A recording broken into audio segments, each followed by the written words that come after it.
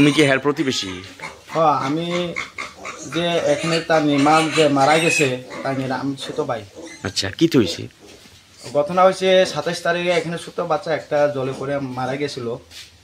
তারপরে 3 দিন, এটা তো 13 দিনে যায় না, 3 দিনে শ্রাদ্ধ হয়। তো ওই শ্রাদ্ধ করতে যেদিনে শ্রাদ্ধ হয়েছিল পরের দিনে তার নাতিনের দুঃখ মানে মারা গেছে।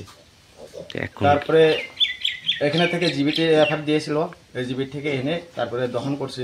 তারপরে এই মানে পরিবার কিছু অনেক উইক আছে, কিন্তু বা 3 দিনের শ্রাদ্ধ করার পরে আর একটা মা মারা গেছে। মারা যাওয়ার পরে এখন মানে এমন দুঃখ, প্রথমে যে মারা গেছে এটা দুঃখই ছাড়ছে না, আর একটা দুঃখ মানে অনেক দুঃখজনক।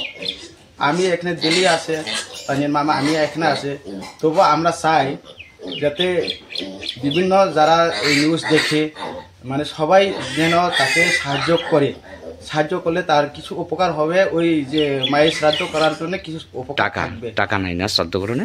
টাকা কিভাবে টাকা থাকবো? প্রথমে শ্রাদ্ধ করেছিলাম কষ্ট করে, তাই অনেক ফ্যামিলি উইক আসলো, তার অনেক কষ্ট করে শ্রাদ্ধ করছি। তারপরে এখন আরেকটা শ্রাদ্ধ করার জন্য পয়সা নেই, অনেক দুঃখজনক। কি করব না করব আমরাও বুঝতে পারছি না। আমরা তো পাশে আছি, আমরাও গ্রামবাসী যা মানে যতটুক সম্ভব এতটুক করতে আছে, কিন্তু সেই টাকা দিয়ে কিন্তু কাভার হবে না। মানে যে নিউজ দেখে সবাই যদি সাহায্য করে তাহলে তারাও কিছু দাঁড়াইতে পারবে, এই শ্রাদ্ধটা করতে পারবে না, করতে পারবে কিছু, মানে মনের ভিতরে একটা ইয়া থাকবে। সেটাই আমার অনুরোধ। এই জায়গাটার নাম কি ভাই? তারাপড্ডা বাড়ি, পাথরাঘাট ডিস্ট্রিক্ট, ব্লক। জেলা আবদিবা। যে মারা গেছে তার নাম কি? সন্ধ্যারানী দেওয়া।